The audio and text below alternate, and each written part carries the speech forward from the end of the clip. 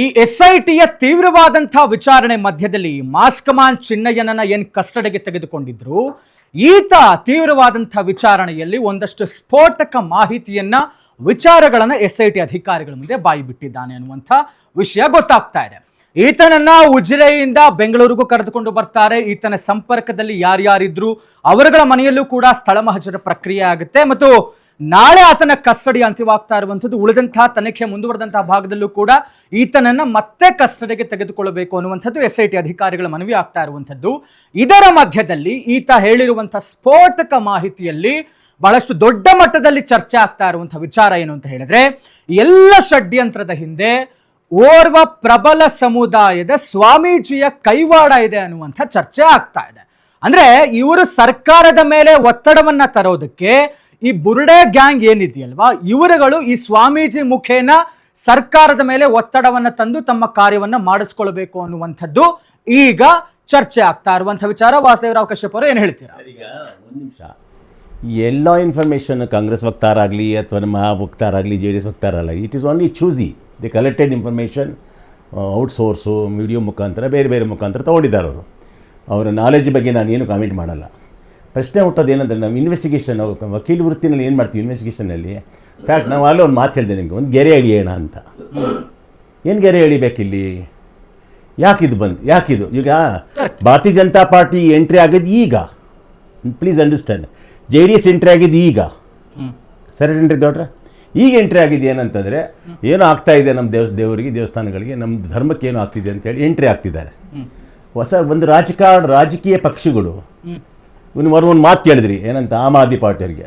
ಅವ್ರು ಹೇಳಿದ್ರೆ ನಿಮ್ದು ಏನು ಸ್ಟ್ಯಾಂಡು ಅಂತ ಕೇಳಿದ್ರಿ. ನಾವು ಇಲ್ಲಿಂದ ಕೈ ಮುಗೀತಪ್ಪ, ನಮ್ಗೇನೋ ಬೇಡ, ನಮಗೆ ಬೇಕಾದ್ರೆ ಬರೀ ಅಭಿವೃದ್ಧಿ ಅಂದ್ಬಿಟ್ರು, ಕೈ ತೊಳ್ಕೊಂಡ್ಬಿಟ್ರು. BJP ಮಾಡ್ತಿರೋದು ಸರಿನಾ? ಅಲ್ಲ, ತಾಳಿ ಸರ್, ಒಂದು ಸೆಕೆಂಡ್ ತಾಳಿ.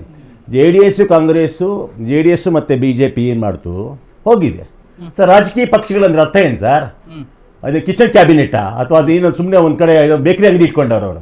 ರಾಜಕೀಯ ಅಂದಮೇಲೆ that is the power of politics where they can show, they can support. ಒಂದು ರಾಜಕೀಯದಲ್ಲಿ ಸಪೋರ್ಟ್ ಮಾಡಿ. ಈಗ ತಾಳಿ ಇವಾಗ ಏನು ಈಗ ರಾಹುಲ್ ಗಾಂಧಿ ಹೋಗ್ತಿದ್ದಾರೆ, ಅದಕ್ಕೆ ಯಾವುದೋ ಒಂದು ಇಶ್ಯೂ ತೊಗೊಂಡು ಹೋಗ್ತಾ ಇದ್ದಾರೆ.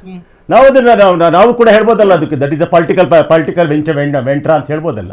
ಮಾಡ್ಕೊಂಡು ಹೋಗ್ಲಿ ಅವರು, ಲೆಟ್ ಹಿಮ್ ಕಂಟಿನ್ಯೂ. ಅವಕಾಶ ಇದೆ.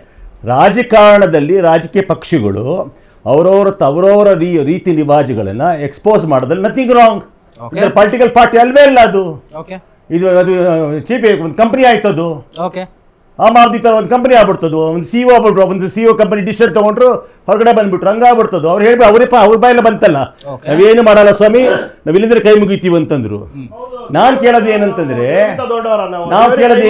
ಇಲ್ಲಿ ಇವ್ರ ಫೈಟ್ ಆಗಲಿ, ಅವ್ರ ಫೈಟ್ ಆಗಲಿ, BJP ಫೈಟ್ ಆಗಲಿ, ಇದೆಲ್ಲ ರಾಜಕಾರಣದಲ್ಲಿ ಫೈಟ್ ಮಾಡಬಾರ್ದು. ಈಗ ಯಾಕೆ ಮಾಡಿದ್ರು, ಈಗ ಯಾಕೆ ತಗೊಂಡ್ರು ಅಂತ ಇದೆಯಲ್ಲ ವಿಶ್ವ, ಇಟ್ ಈಸ್ ಓನ್ಲಿ ಹಪಾಪಿ. ಒಂದು ಗೆರೆ ಹಾಕೋಣಲ್ಲಿ ಏನಕ್ಕೆ ಇವರು ಧರ್ಮಸ್ಥಳ ಟಾರ್ಗೆಟ್ ಮಾಡ್ತಿದ್ದಾರೆ? ಧರ್ಮಸ್ಥಳದ ಮೇಲೆ ಏನಿದೆ? ಧರ್ಮಸ್ಥಳದ ಮೇಲೆ ಏನಿದೆ ಅಲಿಗೇಷನ್? ಧರ್ಮಸ್ಥಳದ ಮೇಲೆ ಏನು ಅಲಿಗೇಷನ್ ಇದೆ?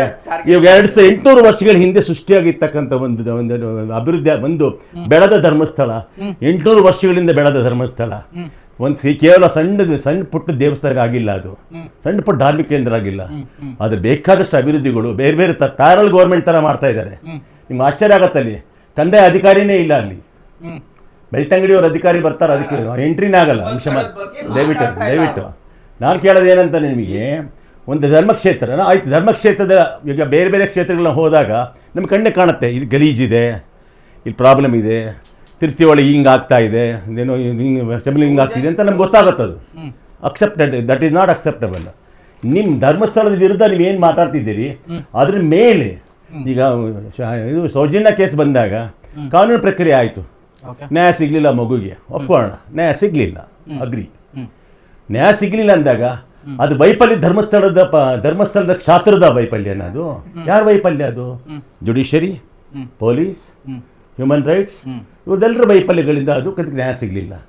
ಫರ್ದರ್ CIDಯಿಂದ CBIಗೆ ಹೋಯಿತು, CBIನಲ್ಲಿ ಸಿಗಲಿಲ್ಲ, ಸಿಕ್ಕಿದವ್ರನ್ನ ಬಿಟ್ಟರು. ಈ ನಡುವೆ ನಡೀತಿತ್ತಲ್ಲ ಹಪಾಪಿಗಳು, the issue was very good. Fight justice for Soujanya ನಮ್ಮ ಇಶ್ಯೂ ಚೆನ್ನಾಗಿತ್ತು. ಎಲ್ಲಿ ತನಕ ಚೆನ್ನಾಗಿತ್ತು? 2013 ತನಕ ಚೆನ್ನಾಗಿತ್ತು. ಒಂದು ವರ್ಷ ಗ್ಯಾಪ್ ಆದಮೇಲೆ that was converted into different line.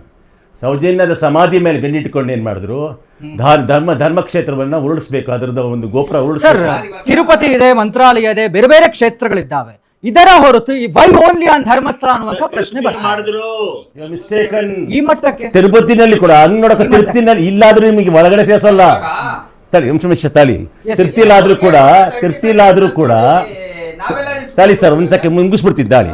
ತಿರುಪ್ತಿಲಾದ್ರೂ ಕೂಡ ನಿಮಗೆ ಹಿಂದಿನ ಸರ್ಕಾರ ಇತ್ತಲ್ಲ, ರಾಜಶೇಖರ್ ಸರ್ಕಾರ ಇದ್ದಾಗ ಪೂಜೆ ಮಾಡೋ ಜಾಗ ಬಿಟ್ಟು ಎಲ್ಲರೂ ಕ್ರಿಶ್ಚಿಯನ್ಸ್ ಸೇರಿಸಿದ್ರು.